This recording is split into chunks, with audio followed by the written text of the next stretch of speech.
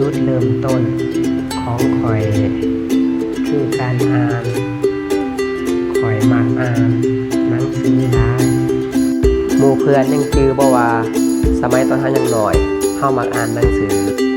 เพราะว่าการอ่านหนังสือจะช่วยให้เฮาพัฒนาทักษะและเฮ็ดให้เฮาฉลาดขึ้นเพราะว่าการอ่านหนังสืออ่านได้ทุกเวลาทุกเมื่อที่เฮาต้องการจะอ่านบ่ว่าเวลาตอนเช้าหรือเวลานอนก่อนจะนอนข่อยก็อ่านเพราะว่าจะรู้สึกได้ว่าพลังในการอ่านเต็มสมองจนเฮ็ดให้ข่อยได้รู้ว่าข่อย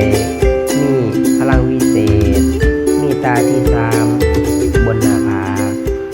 ทุกมื้อนี้อ่านหนังสือเป็นพันๆเล่ม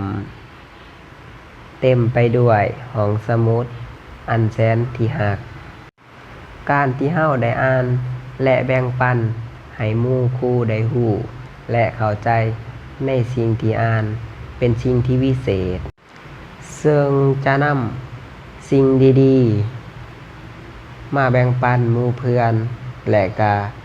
ทุกคนที่สนใจบ่ว่าในสาขาอาชีพใดก็สร้างก็ตามแต่